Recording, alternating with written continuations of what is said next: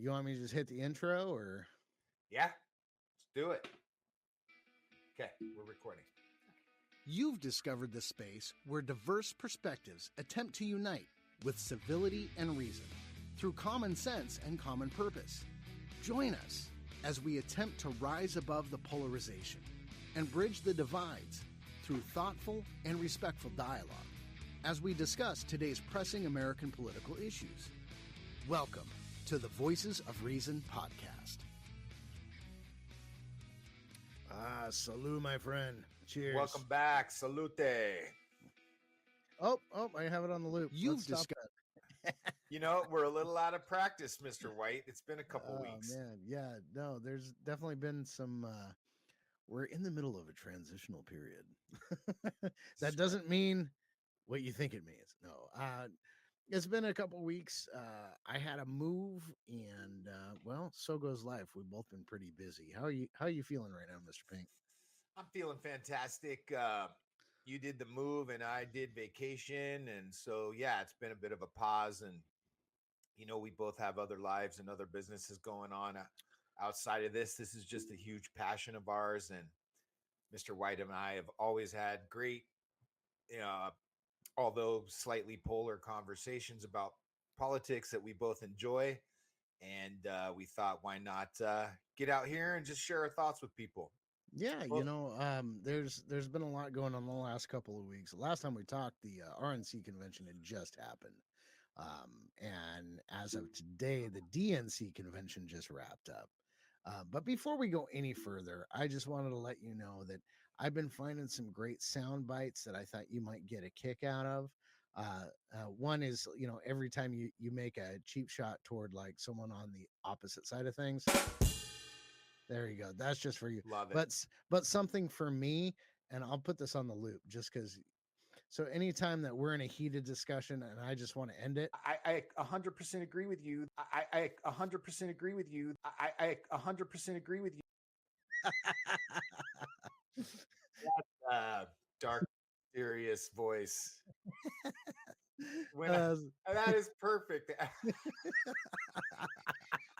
That's perfect. So for those listening, Mr. Pink had no idea that I recorded that. So I found that off the last episode and I'm like, that's a drop. I need it. That's a drop right there. Yeah. And we get another one. It's like, yes, dear. Or my favorite, since, I love the South and have many friends in the South, is bless your heart. Well, on that note, Let's go to work. Let's do it. So with the DNC convention just wrapping up, let's rewind a little bit. Our last conversation, we were getting a little bit into, we started talking about vice presidents and how little they do. But the funny thing is most of the American public, we really don't know. And it's not just this administration. We don't really see what the vice president does. Their job, obviously, is to be next in line for the president and to support whatever that president's agenda is, and also to be the deciding vote if there's a tie in the Senate, right? Mm-hmm. That sound about correct? Yeah, I would say that's the base job. Yeah, right. Base job description, and then after that, it's kind of like, what should I do with myself while I'm here? Right. Sometimes it was some administrations, it feels like the first lady has more of an agenda than the vice president does. Oh man, that's been very true in many situations. The like I've probably mentioned before, the Woodrow Wilson administration, right at the turn of the century, for the last 6 months, his wife was basically the president by proxy because he had a stroke. She kept him away from the press and his administration, and basically would come out and say, the president says do this, this, and this, and he was virtually not there. Wasn't there a president that, like, right after they were elected, they passed away? And yeah, I can't think of the name, but oh wait, hold on, I'm looking this up. Okay, it was like the flu or something. He stayed out speaking too long and got sick. So Chester Arthur was VP to Garfield, who assumed the presidency upon Garfield's death. Was it Garfield? I believe so. Okay. Yeah, so it looks like there's been 15 vice presidents who have become president in our lifetime. Well, not our lifetime, but in the lifetime of the country. Right. And the way it used to work was the loser of the contest became the vice president. That's Um, right. and I don't think with as divisive it is as it is now, I don't know if that would quite work these days. It didn't work back then. Okay, well there you go. Yeah, I've mentioned this before, probably on all podcasts, but my mom had said to me once that, oh, I've never seen American politics this bad. And it's like Thomas Jefferson said about John Adams, his Right, sitting right. president, all this terrible stuff. So, yeah, no, it's So, always been that way. all right, pop quiz hot shot. Can you name the first three vice presidents who became president? Um, I believe the first one would be John Adams. Correct. The second one would be Thomas Jefferson. Very good. Um, The next one is a little tougher. yeah, I'm probably not going to know this one, Let's but just say let's go with Andrew Jackson was the president. oh, Hamilton? Martin Van Buren. Martin Van Buren. Okay. Okay. And then I would have to say Truman. There's probably somebody before him, but Truman's my favorite. There's like 5 or 6 before. I'll just go down the list real quick. Yeah. Just for those that are, I got the first two. That's important. History geeks. Yeah, no, good job. John Tyler was VP to William Henry Harrison. Okay. He became president after Tyler's death. Maybe that was the one I was thinking of. Millard Fillmore. Never heard of him. VP to Zachary Taylor, who assumed the presidency upon Taylor's death. Andrew Johnson was VP to Abraham Lincoln, and obviously he became president after Lincoln was assassinated. Chester Arthur was VP to James Garfield. We talked about that one. The next one was good old Teddy Roosevelt. VP to William McKinley, who became president after McKinley's death. Oh, wow. I forgot about that. That's interesting. Huh. Calvin Coolidge. One of my favorite presidents of all time, Calvin Coolidge. VP to Warren G. Harding. He became president after Harding's death, then elected to a full term after that. Harry Truman, VP. There we go. Roosevelt. I got to put Calvin Coolidge as my first favorite VP to P now, though, because I didn't know that. And okay. I'm a big fan of Truman, though. Okay. Lyndon Johnson was VP to Kennedy. Yep. And of good old Tricky Dick, Richard Nixon was VP to Dwight Eisenhower. Oh, that's right. And then Ford was his. But he didn't become president right after. He became president 8 years later. So some of these weren't immediate re-elections. They just became president. Gerald Ford, VP to Richard Nixon after Nixon resigned. George H.W. Bush to Ronald Reagan. He was elected right after Reagan's presidency. And then Joseph R. Biden, VP to Barack Obama. And then and that's currently where that list sits. Well, that's an interesting list. There's several on there that I did not know and had not heard of. So yeah, it's kind of interesting. Like I said, we really don't hear much about the VP. They're the flyover vice presidents. Yeah. But now, I mean, obviously now we have a vice president who's running because since the last time we talked, the RNC had just wound down. We chatted a little bit about that. And the last time we talked, we were talking about, well, who is Kamala going to pick for her running mate? Yeah. And I want to play you a soundbite because well, I don't want you to look at the screen. I don't know if I can play it without like pulling it up on the screen here. Shall I close my eyes? Yeah, close your eyes because I just want you to listen to this and you just I'm imagining it in my head and it's wonderful. There you go. Tell me who you think this is. Here we go. You ready? Yeah, I'm not looking. You could not have a clear contrast in this race. Okay, hold on. You could not have a clear contrast between Kamala Harris and Donald Trump. Now, let me tell you something. He's pretty afraid. Y'all see, he's backing out of the debate now. He's afraid to stand toe to toe with our vice president. I believe that is Baracko White Man someone. All right, I dropped it. You can look. Josh Shapiro. He sounds just like freaking Obama. Yeah, he's definitely taken on that cadence, So honestly, that's who I thought she was going to pick because he's the governor of Pennsylvania. He's young, he's popular. He's actually got policy, he can talk for sure. but they can't pick him Well, because of the Palestinian side of the party, and there's a big anti-Jewish wing of that party right now. And a lot of people are saying that she passed him over because of his Jewish heritage. I think that probably was a factor. What the funny thing to me is, so she chose Tim Walz from governor from Minnesota, I believe, and he was a senator, and he's got quite the history with teaching and National Guard and football coaching and et cetera, et cetera. I thought it was funny that some on the right were going off about how Kamala was a DEI hire, where at the end of the day, I think that Tim Walz was the DEI hire because they needed a middle-aged white guy from a small town in a swing state.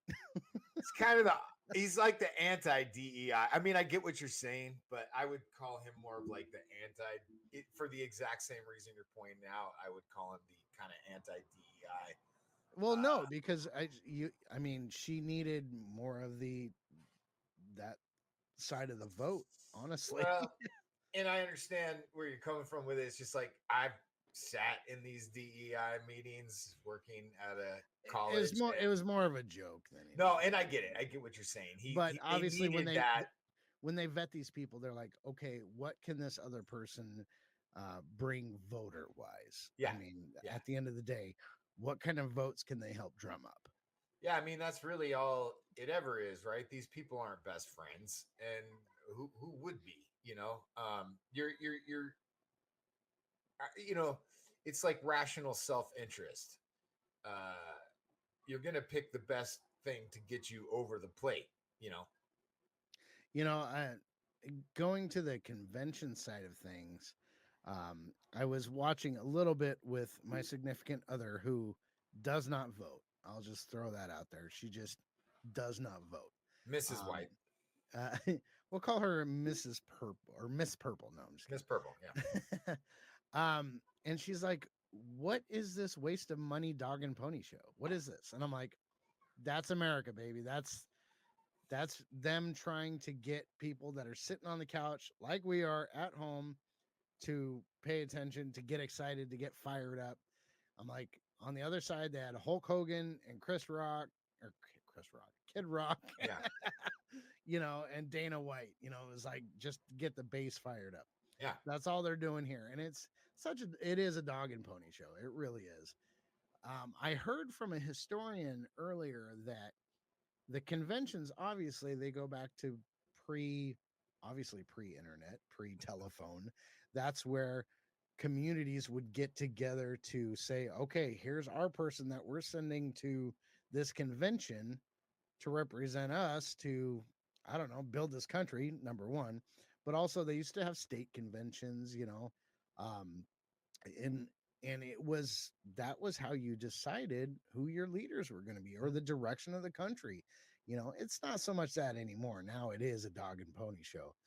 But I had heard this historian, and I want to dig a little further into this because it was quite interesting that the way it used to go is even way back in the day, there was scheming. There's always been scheming in politics. That even back during Lincoln's time, the Lincoln people made up fake tickets into that convention. And you're nodding like you know what I'm talking about. And like a bunch of them showed up early so that when the rest of the delegates from other parties or other people that wanted to be nominated showed up, they were completely drowned out by all these Lincoln people. So when there was all this infighting and like candidate A and B, oh no, we don't want them, we don't want them. All the Lincoln people started like Lincoln, Lincoln, and like, oh, I guess that's who we're going with. So Actually, I did not know that. I'm just nodding because I agree that, politics has always been strategic and underhanded, so even before there's a the lot of existence scheming of our going on there. country. Oh, Yeah. yeah. I mean, Parliament is way worse for, hundreds of years than us. But Well, and I don't know that the historian that was talking, I believe her. I'm kind of rough on the details because I didn't hear the exact details, and I definitely want to look into yeah. that more because I don't doubt it. I really don't. You know, Well, from what I remember, and it's been many years, and I was kind of more interested about Frederick Douglass when it comes to that time period, anyways. But the Lincoln Douglas debates are kind of what, really persuaded people. But you're totally right. In early American politics, it started off with buttons, right? That's what could get into circulation. And then the real thing that changed it was the railways. And that's where I think you first start seeing the ability for politicians to go across states and stuff like that. And then finally, even across the country. right? And then it was used largely as an intelligence thing by Lincoln in the Civil War, but that's a whole other story. But yeah, it was kind of like the internet of its day. I mean, information traveled faster on the railways than it could by Pony Express and all this stuff. So even up into what we were talking about earlier, Vice President George Herbert Walker Bush was traveling the railways in his second bid for reelection, while he's traveling on the railways looking traditional, and Bill Clinton's on MTV. It was a very stark contrast, and kind of a famous moment in time for sure. It seems to be a lot of the candidates that understand the media at the time, Yeah, really can elevate themselves. Going back to, I think even before JFK, but JFK really, especially once he got on TV, actually, even before that, Roosevelt, he knew how his voice, he knew how he sounded on the radio. He had already had experience in the radio. So he yeah, knew he sounded good on the radio. So he would, you know, uh, just talk to the people right through the radio waves, and then JFK in the debates versus Nixon, and then Ronald Reagan in the 80s. Like he would talk directly to the American people through the that's right. television because he understood that media. And Yeah, honestly, just like I'm not going to say now, but in the previous election with when Donald Trump won, his understanding of social media mhm. was a huge leg up. Huge leg Absolutely. up. Well, you mentioned a really famous one, which is the John F. Kennedy and Nixon debate, right? That's hugely famous as like a social study because Nixon famously declined wearing makeup on television for the debates, right? Because it was Wait, would you say you agree? I 100% agree with you. I 100% agree with myself as always. Um, no, this is really famous, like psychological study in media because um, the debate was going to be broadcast on the new media of television, right? Like we have the internet now, and it was also going to be broadcast on the widely popular and most used of the day radio, right? But it was really starting to become all the young people were watching television and all the working older people were listening to radio. So Nixon, as they go to be prepared for this and they go on stage, Nixon famously declines putting makeup on. He's a man. He fought in World War II. Actually, kind of a brilliant entrepreneur in World War II. It's a whole other funny story. But Kennedy, understanding the medium of television, knowing that you look better and you don't look like a corpse when you have makeup on television, just thought it was normal and let him put makeup on. Everyone who listened to the radio debate thought that Nixon won the debate, and everyone that I'm saying everyone, but most people, right, majority Right. that watched it on television thought that John F. Kennedy won the debate. Right. And I would say that's kind of an interesting thing, like substance over peacockery, but that's just my own opinion. Well, and unfortunately nowadays, the more you just throw something out again and again and again, people will bite. Like a lot of times, it doesn't even matter if it has substance or not. They Yeah. just, you know, Well, I uh, mean, yeah, I don't want to go too hard this early on, but Kamala for me is just the queen of platitudes. There's zero substance that I hear. I hear, you're gonna go on the moon, and we're gonna end world hunger and stop cancer, and there's like literally nothing explaining how that's going to work, and then not even really saying what entity and what policy is going to make that happen. It's just kind of like a high school prom speech to me when I hear her. so I'm gonna make two quick points. One point is I a lot of this might be boring for some people because we do agree on a lot of stuff, and maybe Yeah. we're not divisive enough. But we're gearing up, people. We're gearing up. we're we, just we getting always get there with each other. we're just Trust getting us. comfortable. Yeah. Um, but with her, she's been refusing to. Well, hasn't outright refused, but she hasn't done any media interviews, not even with like friendly networks. Well, And and that, has Biden, the sitting president of the United States, has anybody seen him, or are we just is Kamala yeah, president now? yeah, no, This I is the saw him. party that Hey, no, no, no. I saw him in like a Corona commercial. Him and his oh, wife were on the beach. okay. Well, that's Yeah. yeah. Yeah. Well, I mean, No, seriously though, they decide to like usurp the guy. I mean, they totally pull a coup on the Biden administration. Nancy Pelosi says, if you don't get it out, you have no legacy. We're gonna trash you. yeah, no, I don't think so. I really don't think Well, so. I'm just like, okay, but I ever so since here's the that thing. happened, where is he? He's just not president anymore. No, he is. I mean, he came out for the convention to pass the baton. Past Uh, prime time, 11 o'clock in New York. dude, he was Oh, up later than I he's the was. superstar of the show. I mean, it's the sitting president of the United States, and then they've all just decided that he's an ice cream cone, and we better exit stage left. Hey, they pumped him full of something, but I don't know. I Is was he asleep. still making decisions? Does he have his finger on the nuclear button? Like, we've all decided that he's not there enough to be president anymore, and that's why we're putting Kamala. And all of a sudden, he's gone. Nobody hears from him, and they card him out like weekend at Biden's for the DNC at 11 p.m. in New York. I mean, I'm just like, is anyone running the country? It's just a fair question, I think. Well, we haven't collapsed yet, so somebody's doing something. Ugh, Um, I'm afraid of that. so going back to my original point, with Kamala, I do think that she owes us more than just campaign jargon at Yeah. this point. Um, I don't know if she'll do it because that might actually hurt her chances of getting elected.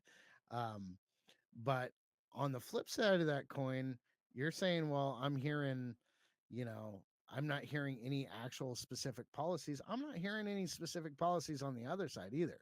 I'm hearing personal attacks. I'm hearing how bad she is and how we just want to drill, baby, drill, and we're going to protect the Well, border. that's policy, though.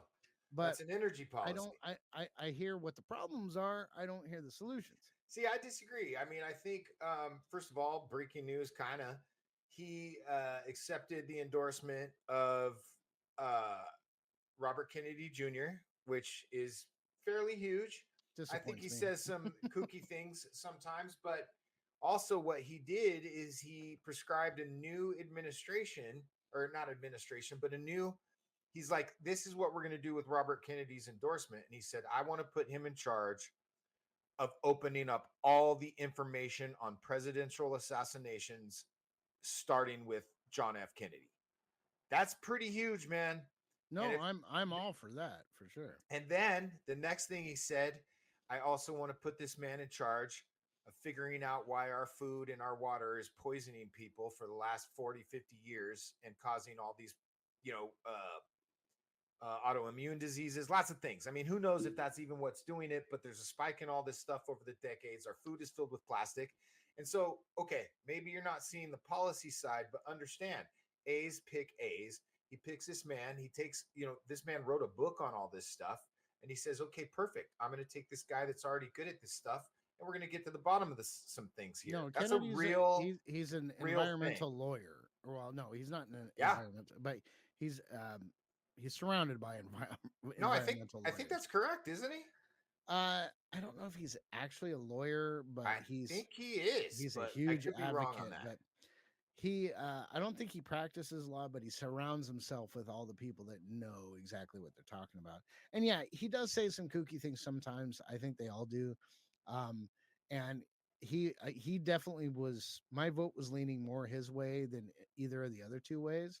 And so I'm a little disappointed that he's supporting Trump now. But at the end of the day, I don't think that you're going to see a lot of people going, oh, well, okay, well, Kennedy is going to go for him, so I'm going to go for him. No, I agree. But I do think that it's a missed opportunity. It's more of a missed opportunity on the Democratic side than I think it's a huge thing. Yeah, absolutely. Yes. That's a legacy person right there. That's Camelot by, 6 Degrees or whatever. Yeah. And here's the other thing. I was disappointed in Bernie too for jumping up there. Back to policy and stuff. It's like some of the things I did hear Kamala say in her stunning execution and surgical dismantling of Trump. One of the things she says, which they always say, this is Democratic Party go-to, right? We're going to tax corporate. So in one breath, she says, I'm going to create an economy of opportunity. And then she says, I'm also going to tax corporations by 26%. So, okay. First things the corporations are going to do is fire 26% of their work base that they can no longer afford. As soon as day one she steps in office, 26% of what they earn and make is got to go away somehow. So goodbye to all the lower level people and several of the higher level, higher paying older people that have been there a long time. Secondly, they're going to take that 28% and they're going to tack it right onto the prices that you pay for things. So even if you do get this economic opportunity, you're going to need it because everything now is quadruple the price right before Kamala stepped into office. So it's like policy, it has the opposite effect. I mean, this is not mystery science stuff anymore. We know how the economy works. You can't tax corporations at 28%. They just put that off onto the customer. This is a known thing. And that is not going to create economic opportunity, according to Milton Friedman and just about every other just wave Nobel a wand Prize and make that happen. I mean, that's actually creating laws and policy. Well, I'm understanding, but we're talking about policy, and this is what she's got. Well, one of the things that she mentioned that I agree with is one of the things I agree with that she mentioned was to go after the price gouging. And I'm all for that. What's the price gouging? Okay, explain to me price gouging. All right, so say you live in a certain state where, I don't know, you're in the middle of an apocalyptic winter, and the energy company says, well, a lot more people need heat now, so I'm going to double your heat bill. Usually if you're in an apocalyptic situation, there's a much more dynamic thing going on with supply and demand. Okay. All right. Let me give you a better example. Better. Right now with inflation, the way it is, this is very relatable. So, say inflation goes up 10%. But is that not price gouging by our own government? So let's just say in general, in our economy, inflation is 10%. Okay. The local store is now charging me an extra 20% on said item that is really only costing an extra 10% to them. Inflation starts coming down. I would argue that, but okay. Now let's say inflation starts actually trickling back down to like 8-7%. They're still charging me that 20-something%, and they're not coming back down. Yeah, but all their don't tell me that isn't happening, because that's absolutely happening. Yeah, but that's not. That's gouging. That is price gouging. I call it supply and demand in the free market system. No. Now, if you don't like that person is increasing the price because the demand has increased, don't shop there. No, Go the demand somewhere else. and then the demand has been the same. It's just these companies are deciding. And I told my Wait, I wait, wait, told wait. If I the told Mrs. demand White. is the same, they're not going to get any more money out of it. The demand has to go up in order for someone to price gouge, right? Like in Florida, when all the water went up during the hurricanes, that's where price gouging came in as a problem the first time in our kind of recent memory, because the storms hit and then all the stores were charging more for the water. The problem was there was half the water was gone from the storm, and so there was more of a demand for That's a less of a special case because supply. there's other times where they've got plenty of supply. They just jump it up just because they know they can. Okay, but that's usually directly tied to some government policy that is No, putting that's a corporate cap greed, on man. supply. That's corporate greed. That That's is just absolute corporate greed. corporate greed is just the bumper sticker tagline for actual things that are No, happening in the economy. And so is price gouging. Price gouging is maybe, okay, maybe there's price gouging, but if there really was price gouging, right, that would be one person price gouging and taking advantage of the situation. If price gouging is everywhere, that means there's actually a shortage of supply or and there's there's a more of lot a less demand. suppliers that know that they can keep their rates up. Well, if there's less suppliers, they have to keep the rates up because there's not as many I distributors disagree. offering I the disagree. product. Well, I'm explaining it, but you can disagree. That's fine. Yeah. Well, In but Russia, also you could get one pair of shoes, so they good could thing. demand any price they wanted. Well, good thing we don't live in a communist country. Well, I'm just saying it's supply side economics, not Mm. voodoo economics. It's very easily explainable by, Well, see, I believe in trickle up economics. Triple down well, see, doesn't work. well, trickle up doesn't work either. Trickle nothing works. That was a media term to slight Ronald Reagan and slander him. It's actually called supply side, and it's based off Milton Friedman economics, who's a Nobel Prize winning economist. I mean, we know how the economy works now, and we have men like Milton Friedman and the Laffer curve and all this stuff to understand basic things that when you overtax a nation, you stop bringing in as much revenue as a taxable nation, as a taxing nation, because the people are now overburdened and the rich people are going to put their money elsewhere because that's the system you've created. I'm just saying price gouging in my mind does not exist. It's supply and demand. Have you been shopping lately? I'm telling you, Have you been know why? shopping lately? It's You know not why supply. everything's The it supply is there, supply my and friend. demand. Okay, during the The supply pandemic, is not there. the- Everything we're getting comes from another country that is now way more expensive because no we pay higher organic shit's prices in even trolling. more.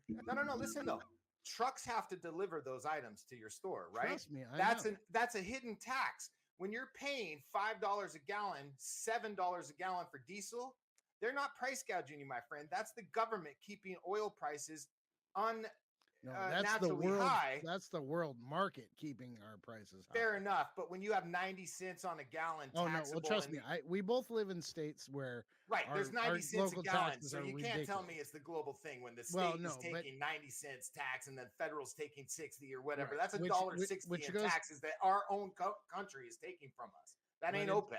so, but that tells me like it doesn't matter if we drill, baby, drill, because all that oil is just going on the world market. So No, we're not. but when we sell it on the world market, we We are do sell it. We're one of the biggest exporters of oil. We are now, but that didn't exist, and we've It's actually existed for a tampered long that since the time. Biden. No, that's No, not this has true. been going on for a Saudi long Arabia time. has been the biggest oil producer Yes, and refiner absolutely. in the But world. we're still way up there, man. We have been for a long time. Under But our Trump, oil, we went way no, back up. way before Trump. Our oil doesn't stay here. It goes on the world market. No, of course. So you all can countries drill in Alaska, North Dakota. It doesn't matter. It all doesn't. countries' oil goes on the world market. So yeah, but Saudi Arabia, they're paying $11 a barrel.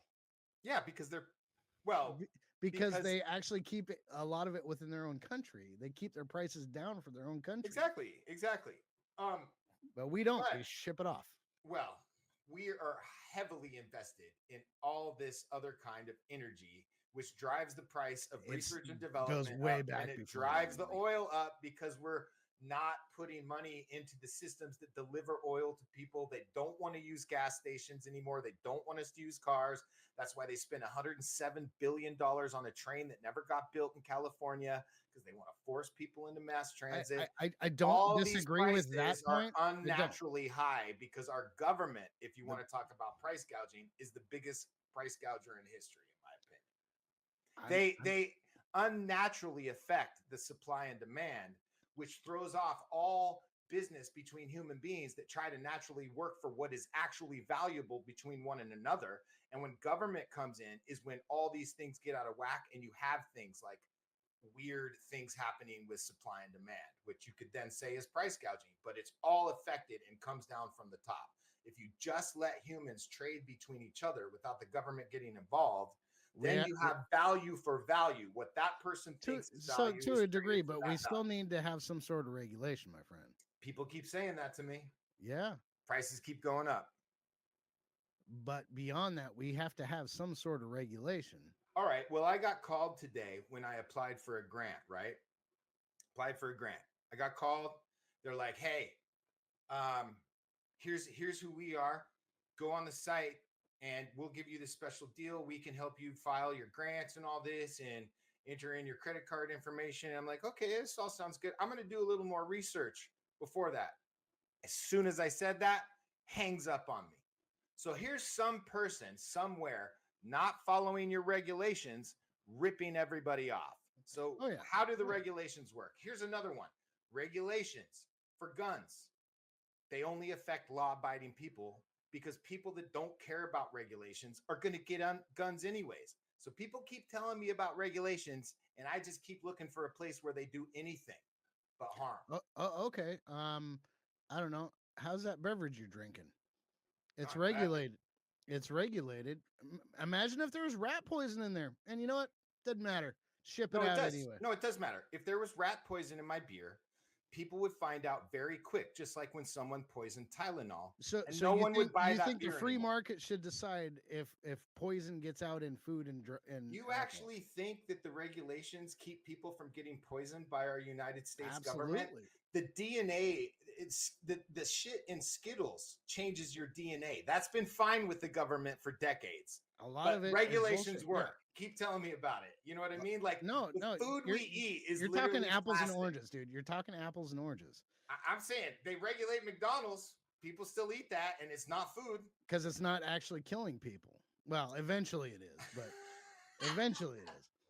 But no, it all is. It's all. So you look at recently we had the wild boar or boar's head deli meats that had some contamination. Mm-hmm. Imagine if they were like, you know, just let the market figure it out. Just let the market figure it out. The market would figure it out. And you know what? Never buy boar's head again, and boar's head would go away. Okay, here's another example. Like spinach or salad comes from maybe one of 5 different farms in California. It's starting to kill people. It has E. coli. Whatever. It'll figure it out. How about the Tuskegee? So you're telling me the regulation of that, like making sure people don't get sick, isn't a good thing? I'm saying that does nothing to make sure people don't get absolutely sick. It does. No. Absolutely. No, absolutely not. I think the free market is the hold best on. I 100% agree with you. See, you agree. You just don't even know it yet. No. I mean, look, you know, everything is regulated except, you know, the what is it? What's the town that poisoned all the people with their water? Was that town not regulated? It was regulated by the state and the government. And they gave all that shit a pass. Guns are regulated. People still get shot because criminals don't care about regulations. Bad companies don't get called out by regulations. So yes, okay. Why not? Why not hold companies to a higher standard that are actually providing food and sustenance to people? Why not hold them to a higher level of regulation? What can hold them to a higher level? Making sure they don't poison people, man. The government isn't even. I see. I love this about liberals. The government is watching out for us. They totally care. No, they don't. Number one, it's filled with a bunch of lobbyists that worked for those companies that you're talking about, and they don't give a flying fuck about your regulations or whether it's healthy for you or not. Big government doesn't give a fuck about whether you get. Number one, I'm not a liberal. Number two, I'm not talking about big government. I'm talking about the people that are a part of these like administrations that actually give a shit whether people get sick or not. No one gives a shit whether you get sick or not. They do. That's a fantasy. They do. People do. No. People do. The government as a whole, no. A corporation as a whole, no. A corporation doesn't give a shit as long as they're making more profits than killing people. I think a lot of people say that they care about you. They really don't. And government is the worst. People. Not business government. is our people. I'm a business. I'm a business person. is not a person. at the end of the day, my whole point is that we need a certain amount of regulation. I'm I not talking, hold on, I'm not talking about overregulation. Obviously, the government overreaches, and I wholeheartedly agree with that. And I do believe that they hinder businesses from making more money and paying their employees better. I absolutely agree with that. But well, we do yeah, need to have a certain amount of regulation. small amount, right? Small amount. Enough I to not agree with kill you. people. Enough I to not kill Well, people. check it out. I think we need more regulation over government itself. And what I mean by that is if you don't want to kill people, let's make sure that the regulations are on our bridges. When I was living in your state years and years ago, there was a chunk of a bridge because it was so old that fell off and almost hit a lady with her brand new baby in a carriage. Who's regulating the regulators? Right. I'm just saying, every new guy that comes into Congress and comes in, they pride themselves on making some new meaningless law that all it does is make us less free. It's the same thing with business. Over regulation kills us in the international market. China's not worried about making sure that every little T and don't get me wrong. I think that America should hold itself to a higher standard, but I think businesses in the free market, you know, obviously it's terrible when anything bad happens to anyone. This is why I believe in animal testing, right? To a certain degree. But I'm saying the government does no better job than private business does that wants to stay in business than I killing its think people. I think it depends on the business too. I mean, when we talk about business, and I'm more for small business and medium sized business than I am for a corporate conglomerate. Okay, I Sure. mean, I do believe in their eyes, and I'm not saying oh the evil businesses, but you know it gets to a point where I've worked for big corporations, and at a certain point, you are just a number. Okay, Well, I've now worked I for a think big corporation and they owned this everything country I created. I believe this country is founded and its steam is powered by the small and medium sized business. I really do. Yeah, You it know, depends. and that's where the big tax breaks and whatnot need to go is for the small business, not for Bezos. Sorry, but Well, look, I I completely agree, but the problem is not regulating corporations more, it's regulating our government because those our government is filled with people that worked for all those corporations, and then they go in there and they give all the big I agree corporations with the both. sweet deals. So like when Both. I'm in, how about regulating the fact that Microsoft has to pay the same amount of small taxes that taxes that small business does, right? But that what the state will do instead of regulating themselves, they'll give Microsoft a huge employee tax discount because they have over what 500,000 employees in, let's say, Washington, right? That that burden for the state for that income doesn't go away. It just goes away from Microsoft because they'll move to a state that's more friendly. And then all that burden is shifted to the small business that surrounds Microsoft in that Yeah, state. yeah, for sure. So No, who's regulating? no, I think that we need regulations on businesses, and we absolutely need more regulations on the Do regulators. we though? No one's Yeah, paying attention to the regulations. You know why? There's so many, no one can remember what they are anymore. It's just oh like jeez. laws. Let's make a couple regulations that are really Oh, simple you and know, really I just easy might to as well follow. speed and run through crosswalks, and you know, it's just No, sorry. they just There's got just rid too of many. jaywalking here in California. So that's going away too. I totally agree with you about that because the system needs to run. I'm just saying the free market is less corruptible than politicians and big corporations. I'm gonna have to say they're pretty equal. So, Well, a free market, an actual free market, is just value for value trade between two human beings or two entities. but Once the government there gets still needs to involved, be a regulation. well, There's sure, still. you don't want to I buy mean, bad weed off the street. you now okay. Now you're picking up what I'm throwing down. No, I'm talking like you probably shouldn't buy illegal crap. That's why you get hit. And then you want Right. regulations because people buy illegal shit and get burned. I just think the free market should be the best regulator.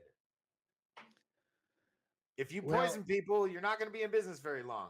If you're racist and you don't include black people or Mexican people or Asian people or purple people, you're cutting out a whole huge part of the population on your own that you shouldn't, what are they going to do? Regulate you to like those people? That's what they're no, really that's not saying. even no, that's yes, there okay, there are some that are that extreme, but I'm not talking that. So I'm should a just Christian deli have to bake me an upside down inverted cross cake because that's what I like and we live in a regulated system? Or can they say that's we not the have to no, I'm saying they should be able to bake whatever they want to whoever they want, but whatever they bake shouldn't get you sick or kill your sister. I agree with that. I'm just saying the free market would say that if you get people sick, you're out of business tomorrow. And that usually is much quicker than whatever the government does to get involved. And Yeah, they but check on again, you. like you look at larger scales and it's just not. They just pay a fine and move No, along. it's the government that can handle the larger scales. Look at adoption for kids. These kids are getting killed because no one's regulating how many kids you can adopt. And they're just adopting 20 kids because you get checks from the government at every time. It's the government causing the problem. And then the government comes in and says, we're going to regulate this because we killed a bunch of children last year with our adoption policy.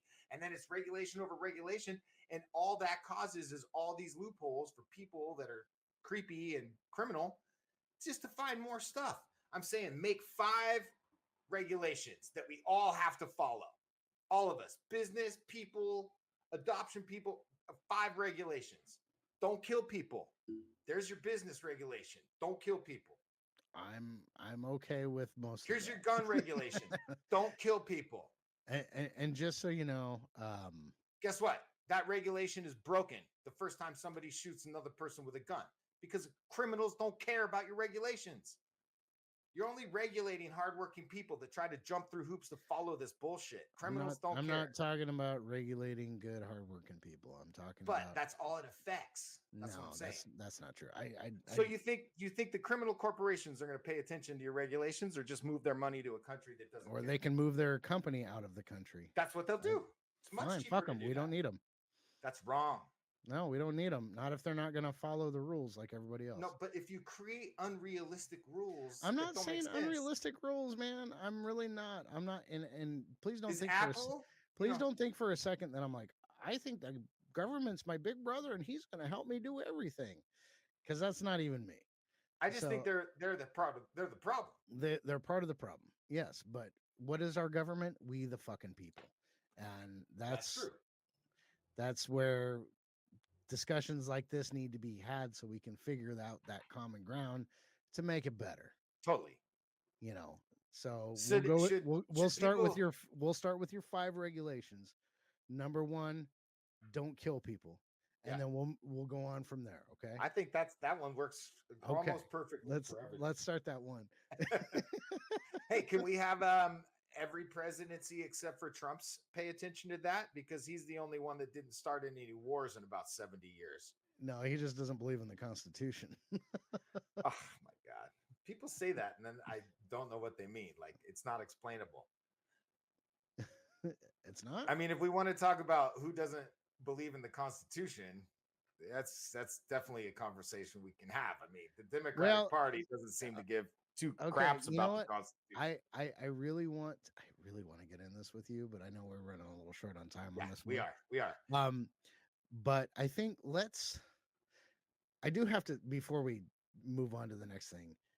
We were talking about like makeup and the presidential debates. Yes. Does it look to you like JD Vance is wearing eyeliner? Somebody said that.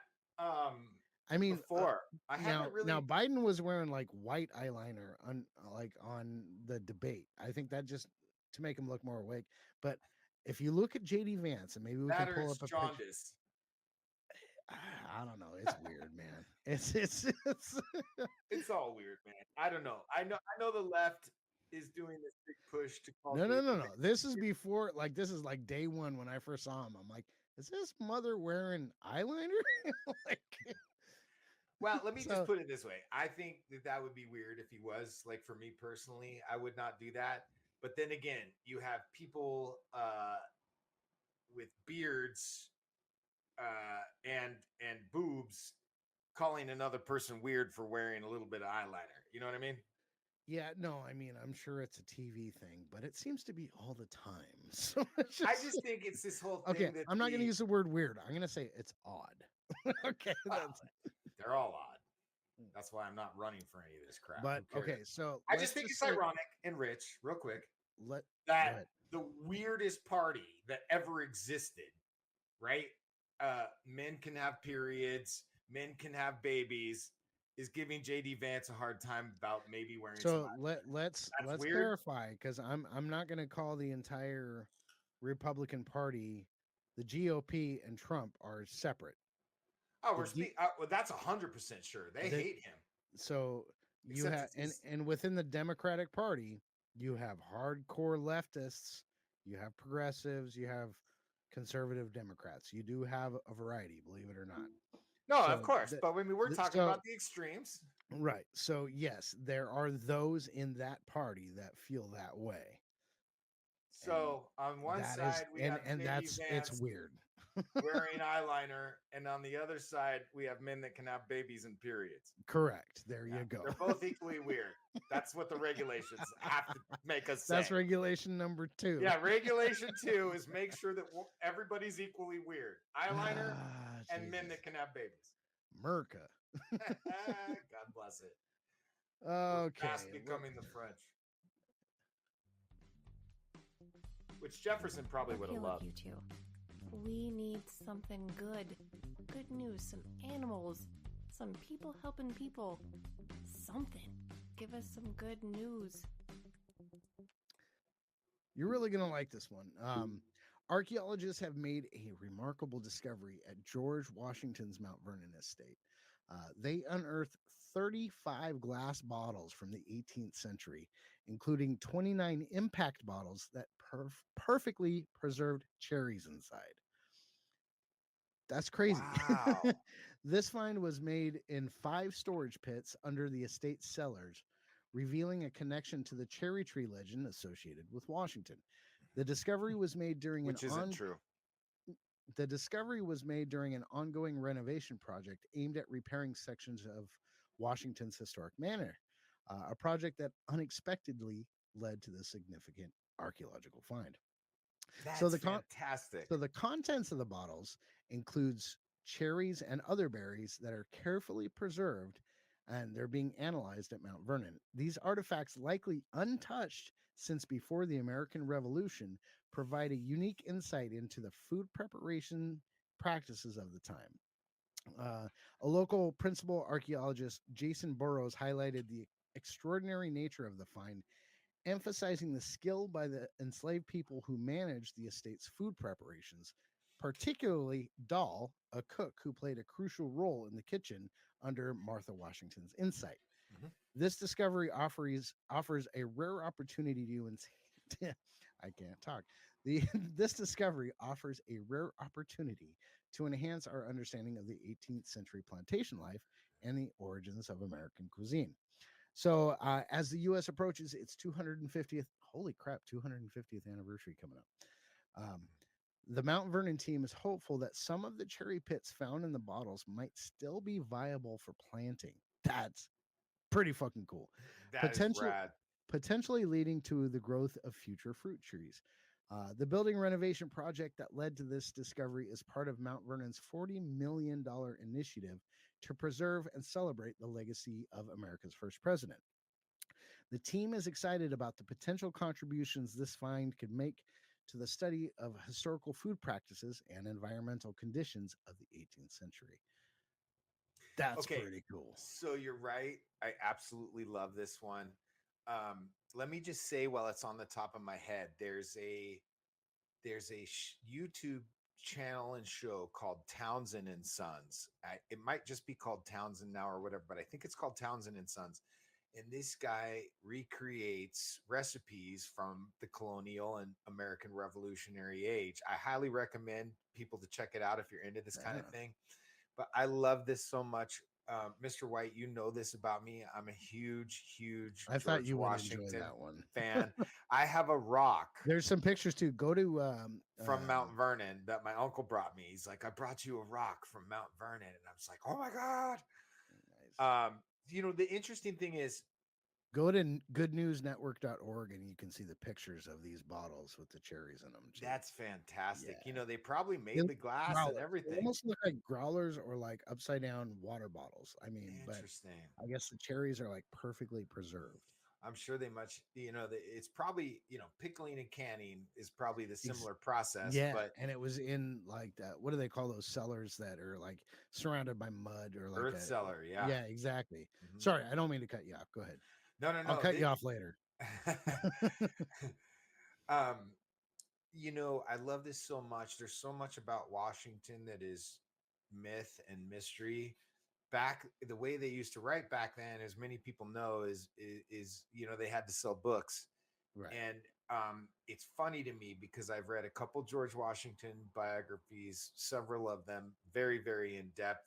My ex mother in law, who was a big hippie person, I was bragging one time that I had read this 1200. I had just finished this 1200-page documentary on the real George Washington, and she goes, "Sweetheart, I've read a 7-volume biography." I'm like, what? You're a hippie.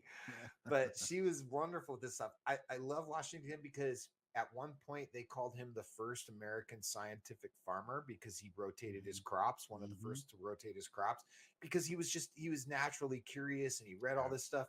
The other thing I know about him is he was a very hard taskmaster about his farm and stuff like that, because during the revolution he would only be home once a year, maybe, for 2 weeks.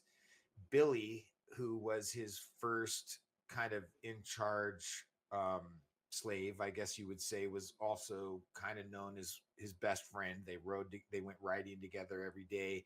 He put Billy in charge of absolutely everything that Martha wasn't in charge of with while he was gone. But one thing he was known for is, brewing beer, brewing or making whiskey, fermenting whiskey, a clear whiskey, different than we Hmm. enjoy today. But yeah, he was into all that stuff, building and architecture. Obviously, he was a surveyor when he was younger. So, I mean, my love for Washington almost knows no bounds. And then, of course, you throw in the general mind of warfare, and I mean, He gets praise and criticism for this, right? Because he lost basically every battle of the Revolutionary War except for the ones that really, really counted. What you could really say about Washington's command, I think, just from my own amateur perspective, is that he understood just perseverance, right? He says at one point, perseverance has worked wonders in all ages. He's also said that I am sure at this moment in time, no man has ever faced the burden that I bear right now. Like something, I'm paraphrasing, but it was close to that. So, very introspective person, very stoic person. I'm starting to learn about Marcus Aurelius and stuff. And having read about Washington before, I'm like, oh, wow, he must have read Marcus Aurelius. I mean, must right. have. I don't know, but I'm very curious. And yeah, he is a singular person in history. The one thing also that everybody else thought that was great about him or crazy, King George III said, if this is true, he is either a madman or the greatest man that ever lived when he gave up power back to the Continental Congress after he had secured victory. It Well, I never been mean, done in maybe before in some people history. don't know, but they basically wanted him to become king. I mean, people followed him and politicians followed him on. There was no both sides of the aisle back then, but No, well, that one time there wasn't. yeah. Well, After that, it was our completely our split. founders didn't want parties. That's the funny thing. Yeah, yeah. Well, they didn't want monarchies, that's for sure. That even more so than parties. They didn't Yeah, want monarchies. But no, I thought you'd enjoy that one. It's a good love feel that. good story, and I Didn't definitely plan on hadn't following up. heard that. That's fantastic. I'm gonna look So more into for that. the three listeners that are listening, Mr. Pink doesn't know what I'm going to hit him with when we like to end with a good news, because obviously we do disagree on some stuff like we did on this episode. That was a good conversation, and at the end of the day, we still we still agree with more than we disagree, but there's definitely a few points of contention there. I mean, And I would say at the end of the day, the main thing is we both respect each other a lot and love each other and agree to disagree on certain things because we both know we're kind of taking it to the extremes, and we always kind of agree with each other more than we disagree, like you we said. do, and at the end of the day, we both know we both give a shit about this country Yep. and about each other and about community, and we the people makes a difference. And We both want to make it better. It's just different perspectives on how to get there. exactly, Slightly. yeah, enough to create more curiosity about the next episode. No, but as for the next episode, I want to get into Trump with you. Okay, let's I do it. haven't really. I listened to, like, I've got one of those uncle-in-laws that's Fox News. Well, no, he got away from Fox News. What is Yeah, he? I'm not Fox News either. No, he's following something else now, but he's a diehard Republican. And like when we sat down for Thanksgiving, we were saying, "Hey, everybody say something that you're thankful for." He goes, "I'm thankful for Donald Trump." It's just You like, know, I just really? I Like, totally relate to that. I totally relate to that, and I no, think I people don't like know, me. maybe like family or like the roof over it. Nope, Donald Trump. Well, let's get into it next time because I, I I I think totally so. relate to So that my sentiment. point is that I haven't really like I do a lot of smiling and nodding around like hardcore Trump people. I'm not a hardcore Trump person. I'm not a hardcore anti-Trump person either, Sure. but I won't vote for him. And Well, I look, have it's not what I would say at the Thanksgiving meeting. You know, I'd take a more diplomatic approach. But the sentiment, I think, for a lot of us is, you know, who love this country and think that it's been slowly and even more sharply in recent ages pulled towards a Marxist, more leftist kind of culture. I think I know exactly what he means, and I'm also thankful for that. But you know, I also know there's a time and place to say it, and that's this time and place with you, Mr. White. that's right. That's right. And you know, maybe I'll create like I'll come up with a point that's so anti-Trump, but it makes so much sense that you'll say, I 100% agree with you. Well, first of all, I love that because just the reason he did it is even more funny. You know what? I'm used to, I wouldn't say defending him, but defending what I think of him because I will say this to our audience. Like when he first started running, I was like, oh, okay, here we go. Let's see what this is about. And I was heavily influenced by Michael Medved at the time, which is one of my favorite conservative talk show hosts of all time. He only took a disagreeing calls. He was very diplomatic and kind in how he dealt with people for the most part. And I really loved that approach. But I started seeing something that he didn't when I would watch Trump. He would say these wild, outrageous things, and then he would go up in points the next day. And he'd say things, and I'd be like, he's done. I follow politics. You can't say that. But really, what he was saying is just kind of common sense stuff that people found offensive in the way that he said it. And I think it's like people were so sick of the prim and polished Obama who said everything perfectly and then screwed your business right behind your back. Like, "Okay, Mi- I Mr. Pink, save this for the next discussion." agreed. We'll get into Because Trump next time. yeah, I definitely have some points and some counterpoints, and actually, you might be surprised. I might agree with a few of the points, but Okay. there's definitely some a little contention there. But stay tuned for the next episode where we discuss Trump, but also a little bit more good news. And I don't know, we'll see what happens. But it's good to get back together with you, man. Yeah, Um, how about this one real quick before we go, Mr. White? We have had like 20 to 30 people on our YouTube check us out, and like we're kind of stunned by that because it's just the first two shows. Like we didn't think anybody yeah, would really pay yeah. attention. It's been a and- couple weeks since we've done this, but Yeah, we're definitely planning on making it a little bit more regular. absolutely. Whether Absolutely. we're having a beer together or having a coffee, we're definitely having a beer tonight. So that's, Yeah. Absolutely. But we do want to thank you guys for turning in and finding, you know, if you find this interesting at all, like Mr. White has said before, please reach out to us through email or Instagram, Yeah, Voices of Reason. Voices of Reason pod at gmail.com. There you go. Check out our YouTube channel, and please like and subscribe, even if it's just a quick smash that like button. You know, like it definitely helps, and we'll try and get a little bit more graphics on our YouTube channel just to make it a little bit more interesting. That's coming. We're gonna do that. Yeah, it's called time, and neither one of us have a ton of it, but we like to create a decent product because we are both entrepreneurs, even though he thinks I'm a crazy liberal. But You're a crazy liberal I entrepreneur. have an I don't- LLC, believe it or not. I think you're a classic liberal, not a crazy liberal. Well, I appreciate that. I do too. 100% agree with you. I 100% agree with you. I 100% agree with you. I'm not gonna The let that way one you- go.